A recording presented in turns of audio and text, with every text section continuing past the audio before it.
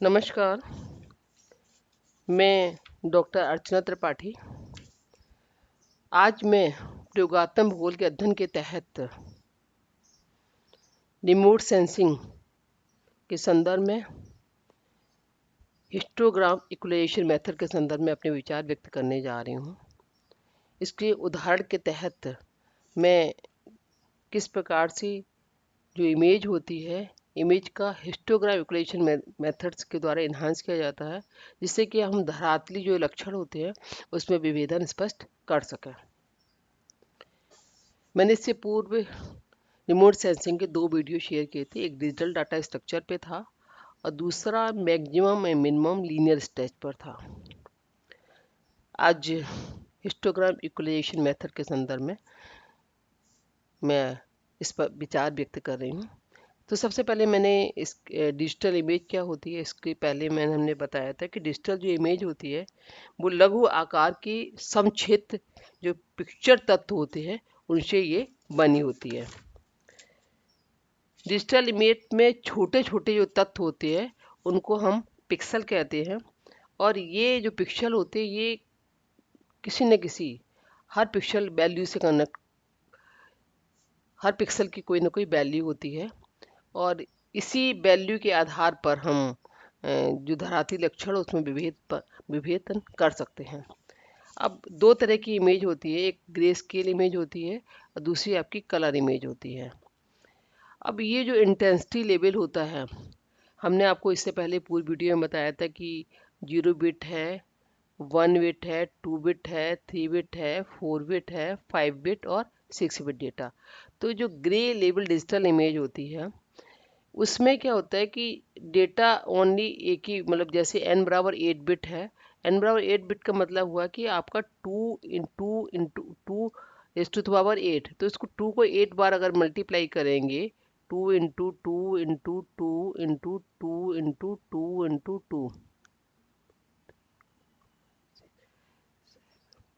तो ये आपके 256 कलर आ जाएंगे। 256 कलर को दिखाएगा। L माइनस 1 का मतलब है 256 माइनस 1, तो 255 ग्रे वैल्यूज को रिप्रेजेंट करेगा डिजिटल जो इमेज है। अगर ये आपकी स्केलर वैल्यू डिजिटल इमेज की जो स्केल इमेज जो है ना वो आपकी ये जो प्रत्येक जो पिक्सल से 1 स्केलर वैल्यू है तो आपका 256 कलर को दिखाएगा। अगर आपकी कलर इमेज है जिसमें हम 3 रेड ग्रीन फाल्स कलर जो कंपोजिट रेड ग्रीन और ब्लू का है, अगर इसका 8 बिट डेटा है तो इसमें इसमें क्या होगा कि रेड और ग्रीन का जैसे 3 बिट डेटा है तो रेड का 3 बिट हुआ और ग्रीन का 3 बिट हुआ तो 3 3 जे 6 हो गया और ब्लू का 2 बिट हुआ तो प्लस दो 2 मिलकर के आपका 8 बिट हो जाएगा। इसमें हर जो जो इमेज जो चैनल्स हैं आपके 8 बिट जो रेड ग्रीन और ब्लू जो कलर चैनल्स हैं इनका रेड का 3 है, ग्रीन का 3 है और आपका ब्लू का 2 है, तो मिलाकर के 8 बिट 8 मतलब 256 कलर हो गए और L माइनस बराबर 255 को ये रिप्रेजेंट करेगा। अब अ, अब हम हिस्टोग्राम इक्वलाइजेशन मेथड के द्वारा कैसे हम इमेज को इन्हांस करेंगे उसके संदर्भ में बता रही हूँ। हिस्टोग्राम जो इक्वलाइजेशन मेथड होता है इसमें ये भी एक इमेज एनहांसमेंट की टेक्निक है जो अधिकतर प्रयोग की जाती है। इसमें जो ओरिजिनल इमेज होती है तथा जो परिवर्तित इमेज होती है, ओरिजिनल इमेज और परिवर्तित इमेज में क्या होता है कि जो हमारी ग्रे वैल्यूज होती हैं, मूल इमेज की जो ग्रे वैल्यूज होती है और जिनकी फ्रिक्वेंसी होती है उनको पुनर्वितरित किया जाता है और पुनर्वितरित करके वो उसमें दूसरी जो आउटपुट जो इमेज होती है वो आपकी दिखाई जाती है। तो इसमें जो आपके रिमोट सेंसिंग के जो सॉफ्टवेयर्स होते हैं जैसे आपका एडास इमेजन है, तो इसमें इस प्रकार के जो टेक्निक्स होती है उनके थ्रू इसको इमेज एनहांसमेंट की जो टेक्निक होती है उनका यूज करके हिस्टोग्राम क्रिएशन मेथड का यूज करके हम जो मूल इमेज को हम आउटपुट इमेज में परिवर्तित करते हैं। हिस्टोग्राम क्या होता है? एक ग्राफिकल रिप्रेजेंटेशन होता है ग्रे कलर्स का। ग्रे कलर्स का ग्राफिकल रिप्रेजेंटेशन होता है। और इसमें जो ब्राइटनेस वैल्यू होती है उसकी जो फ्रिक्वेंसी होती है, एक तरफ तो हम ब्राइटनेस वैल्यू को रखते हैं, जैसे ये आपका 0 हो गया, 1 हो गया, 2 है, ये 3 बिट है, 4 बिट है। और ये दूसरी तरफ हम इसकी जो फ्रिक्वेंसी होती है कि 0 फ्रिक्वेंसी कितनी पिक्सल है, 1 फ्रिक्वेंसी कितनी पिक्सल है, 2 की कितनी पिक्सल है, 3 की कितनी पिक्सल है, 4 की कितनी पिक्सल है। तो ये आपकी ब्राइटनेस वैल्यू की फ्रिक्वेंसी को दर्शाता है ये। तो इसको इससे हम इससे हिस्टोग्राम तैयार किया जाता है। अगर हिस्टोग्राम आपका इंक्लाइंड राइट की तरफ हो रहा है तो आपकी इस तरफ अगर हिस्टोग्राम आपका राइट की तरफ इंक्लाइन हो रहा है तो आपकी वाइट वैल्यू जाएंगी। अगर आपका हिस्टोग्राम लेफ्ट की तरफ इंक्लाइन हो रहा है तो आपकी जो कलर इमेज जो होगी वो आपकी डार्क होगी, डार्क कलर की होगी।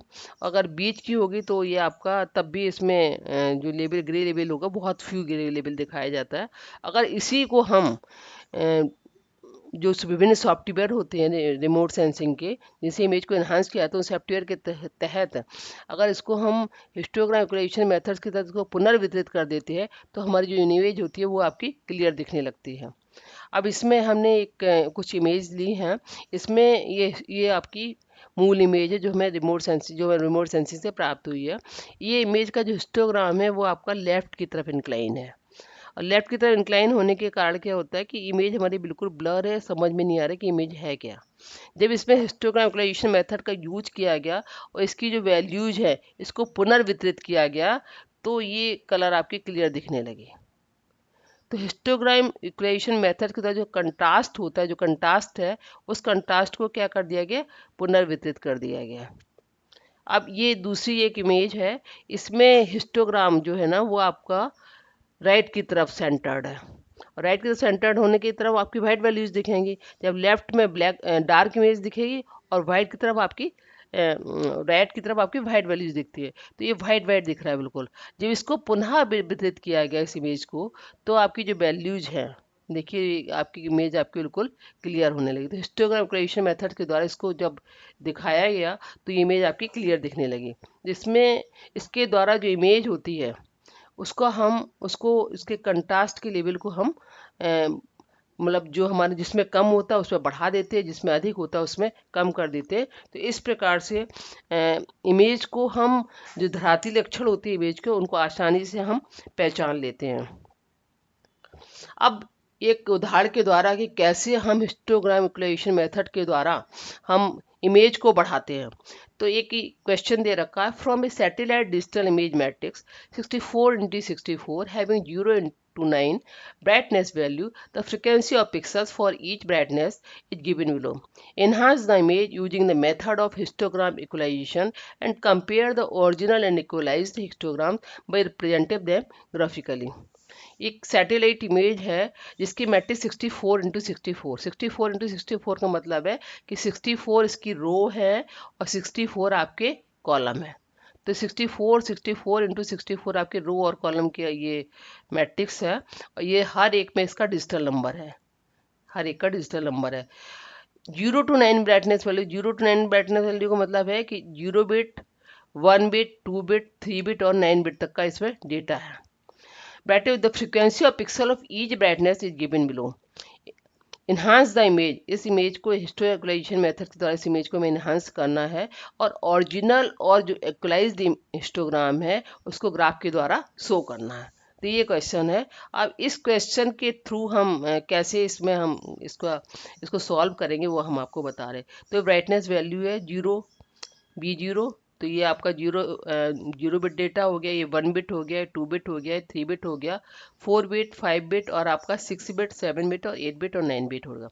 इसके जो पिक्सल है, इसके पिक्सल हैं 3203 है, 1 बिट के 147 है और 2 बिट के 231 है, 3 बिट के 2832 है और 4 बिट के 5036 है और 5 बिट का 153 है और 6 बिट का 62 है, 7 बिट का 4040 है और 8 बिट का 243 है, 9 बिट का 182 है। अब इस वैल्यूज को हमें पुनर्वितरित करके हमें हिस्टोग्राम इक्वेशन मेथड से हमें इसका निकालना है कि कैसे हम इसको निकालेंगे। अब ये क्वेश्चन दे रखा है जिसका सॉल्यूशन हम कैसे इसको ब्राइटनेस वैल्यू को हम इसको सॉल्व करेंगे। तो सबसे पहले हमने ब्राइटनेस वैल्यू लिख दी यहाँ पे, और जो क्वेश्चन में हर एक की जो फ्रिक्वेंसी थी, फ्रिक्वेंसी हमने यहाँ पे लिख दी, और इस फ्रिक्वेंसी का टोटल कर लिया यहाँ पे। जो हमने जो क्वेश्चंस था, इस क्वेश्चन की ये फ्रिक्वेंसी थी B0 फ्रिक्वेंसी, V1 की 1 बिट की, 2 बिट की, 3 बिट की, 4 बिट की, सारी फ्रिक्वेंसी हमने यहाँ पे नोट कर ली, ये नोट कर लिया। अब इसके बाद निकालना है पहला क्यूमुलेटिव फ्रिक्वेंसी। क्यूमुलेटिव फ्रिक्वेंसी कैसे निकालें? 320 में 147 को हम यहाँ पे जोड़ेंगे, तो 3203 ऐसे लिख दिया। 300 में 147 को ऐड किया तो ये आया। इसमें इसको 231 को ऐड किया तो ये वैल्यू आई। इसमें इस वैल्यू को ऐड किया तो ये वैल्यू आ गई। इसमें इस वैल्यू को ऐड किया तो ये वैल्यू आ गई। इसमें इस वैल्यू को ऐड किया तो ये वैल्यू आ गई। इसमें इस वैल्यू को ऐड किया तो ये वैल्यू आ गई। इसमें इस वैल्यू को ऐड किया तो ये वैल्यू आ गई। ये इसको ऐड किया तो ये वैल्यू, इसको ऐड किया तो ये आए, तो लास्ट वैल्यू 16,129 आई है। अब मुझे इसके बाद निकालना है क्यूमुलेटिव प्रोबेबिलिटी। क्यूमुलेटिव प्रोबेबिलिटी निकालने का फॉर्मूला है क्यूमुलेटिव फ्रिक्वेंसी। जो क्यूमुलेटिव फ्रिक्वेंसी हमारी ब्राइटनेस वैल्यू की है, 0 बिट की है, 1 बिट की है, 2 बिट की है, 3 बिट की है, 4 बिट की, सबका हमें टोटल फ्रिक्वेंसी से डिवाइड करना है। तो 3203 डिवाइडेड बाई 16129, तो हमारी ये वैल्यू आई 0.2। इसी का 3350 में 16,129 को डिवाइड किया तो 0.21। 3,581 में 16,129 को डिवाइड किया तो 0.22 आया। 6,413 में 16,129 को डिवाइड किया तो 0.4 आया। 11,449 में 16,129 को हमने डिवाइड किया तो 0.7 बनाया। 11,602 में 16,129 को डिवाइड किया तो 0.72 आया। 11,664 पे 16,129 को डिवाइड किया तो 0.72 आया। 15,704 में 16,129 को हमने डिवाइड किया तो 0.97 आया। अब 15,943 में 16,129 को डिवाइड तो हमारा 0.99 आया। 16,000 को डिवाइड किया तो 1 आया। तो ये हमारी क्युमुलेटिव प्रोबेबिलिटी आ गई है। अब इसके बाद निकालना है असाइंड कैटेगरी। असाइंड कैटेगरी निकालने का जो फॉर्मूला है CP, क्युमुलेटिव प्रोबेबिलिटी है, उसमें हाईएस्ट जो ब्राइटनेस वैल्यू 9 को हम मल्टीप्लाई कर देते, तो 0.2 में 9 को मल्टीप्लाई किया 1.8 आया।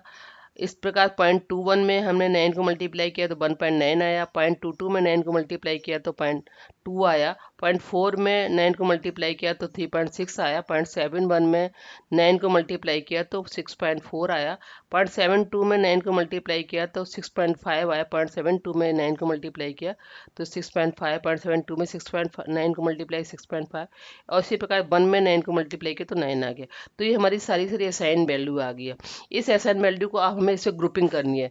जैसे 1.8, 1.9 और 2 में बहुत कम है, 0.11 का अंतर, तो इसको हमने एस में ले लिया, एक कैटेगरी कर ली इसकी। दूसरी 3.6 से 2 का बहुत अंतर है, तो इसको दूसरी कैटेगरी हुई S1 हो गई। इसी का 6.4, 6.5, 6.5 में बहुत कम अंतर है, तो तीसरी कैटेगरी ये हो गई S2, S2, S2। और तीसरी 8.7, 8.9 और 1 में इसमें बहुत 0.2, 0.1 का अंतर, तो चौथी कैटेगरी ये हो गई। तो ये हमारी इसको हमने, तो ये S3 में सारा आ गया, ये S2 में आ गया, S1 में आ गया, ये आपका S में आ गया।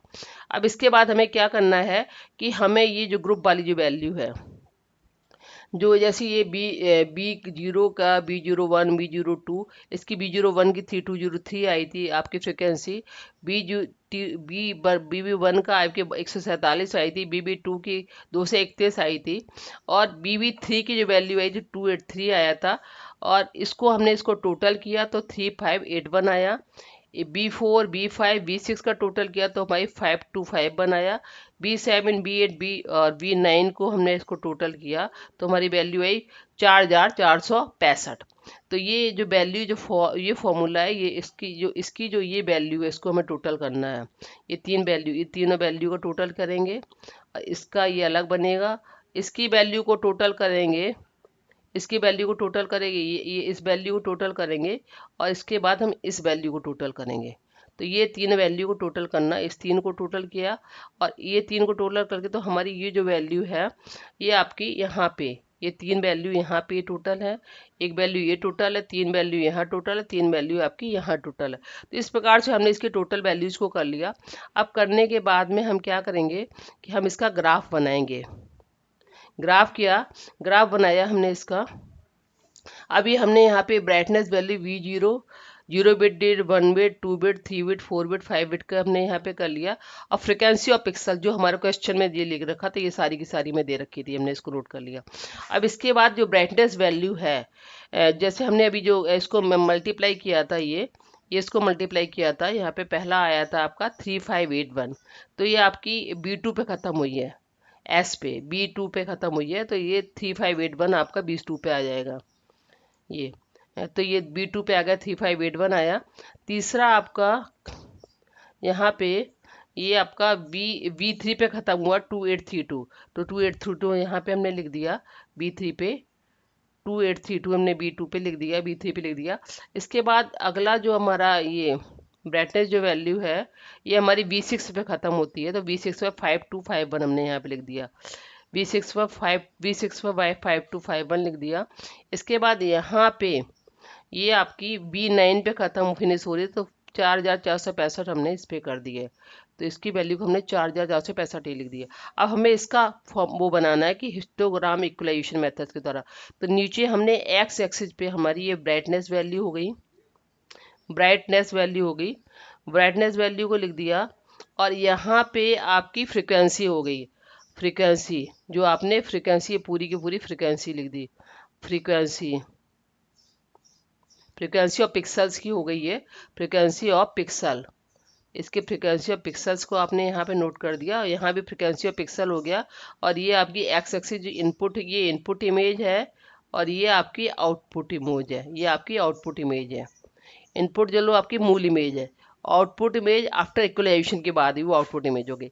तो आपको ये करना है, B01 की 320 है, तो B01 की 3201 ये आपको थोड़ा सा हमें एक 9 तक यहाँ पे करना है, ये 9 तक करेंगे इसको। ये 0 ये हो गया, ये 1 हो गया, ये 2 हो गया, ये 3 हो गया, ये 4 है, ये 5 है, ये 6 है, ये 7 है, ये 8 है, और ये 9 है। ये 0 है, 1 2 3 4 5 6 7 8 और आपका 9। अब हमें क्या करना है, GV03203 है, तो 0 पे 3203 देखना कहाँ पे है, 3203 आपका यहाँ पे है, तो इसका हमने यहाँ पे ये मूल इमेज का ये बना लिया। इसी प्रकार से B1 का 147 है, तो 147 हमने यहाँ पे बना दिया इसका B का।